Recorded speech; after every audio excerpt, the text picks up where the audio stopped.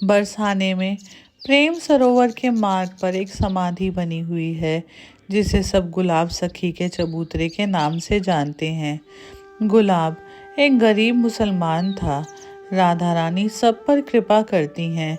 ये बरसाने में श्री जी के मंदिर में सारंगी बजाते थे और जो पैसा मिलता था उससे अपना पेट पालते थे।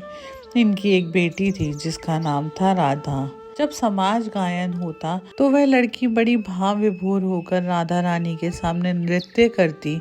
जब कन्या बड़ी हुई तो लोगों ने कहना शुरू कर दिया कि गुलाब, अब तो तेरी बेटी जवान हो गई है, अब इसके लिए कोई लड़का देखना।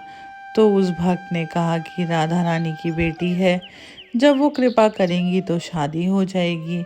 मेरे पास इतना पैसा नहीं कि मैं कोई व्यवस्था कर सकूं। लोगों ने कहा, तुम लड़का तो देखो, व्यवस्था हम कर देंगे।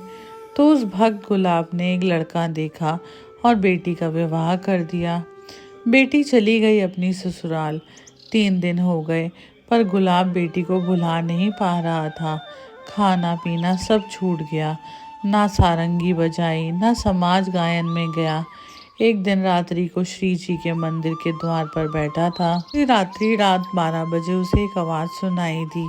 तभी एक छोटी सी बालिका उससे दौड़ती हुई दिखाई दी और गुलाब सखी के पास आई और बोली कि बाबा, आज सारंगी नाय बजाओगे? मैं नाचूंगी। जब उसने आँख खोल के देखा तो एक सुंदर बालिका खड़ी है। उसने पास रखी सारंगी उठाई और बजाना शुरू कर दिया। वो लड़की नृत्य करते हुए सीढ़ियों की ओर भागी।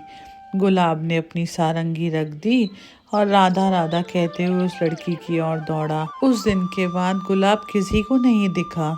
लोगों ने सोचा कि इसका खाना पीना छूट गया था, कहीं ऐसा तो नहीं कि पागल होकर मर गया हो। लोग इस बात को कुछ दिनों में भूल गए। महीनों निकल गए, लेकिन एक दिन रात्रि में गोस्वामी जी राधा रानी को शयन करवाकर मंदिर की परिक्रमा में आ रहे थे तो कोई व्यक्ति झाड़ी के पीछे से निकला।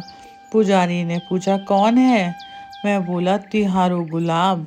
पुजारी ने कहा कि गुलाब, तू तो मर गया है। उसने कहा, मैं मरा नहीं हूँ, श्री जी के परिकरों में सम्मिलित हो गया हूँ। गोस्वामी जी ने पूछा, कैसे? तो उसी समय गुलाब ने गोस्वामी जी के हाथ में पान की बीड़ी रखी जो अभी अभी राधा रानी के शयन के समय भोग लगा के आए थे। इतना कहकर वह झाड़ियों के अंदर चला गया और फिर कभी नहीं दिखा। आज भी बरसाने में गुलाब सखी जी की समाधि है जिसे गुलाब सखी का चबूतरा कहते हैं। आपके मन में यह प्रश्न हो सकता है कि उसने अपनी बेटी को याद किया था तो उसे धाम की प्राप्ति कैसे हुई? राधा कोई साधारण नाम नहीं, ये महाशक्ति का नाम है। जो राधा नाम लेता है उसके आगे भगवान विष्णु चलते हैं, पीछे भगवान शिव चलते हैं, दाहिने इंद्र वज्र लेकर चलते हैं और बाएं वरुण उसके ऊपर छत्र लेकर चलते हैं।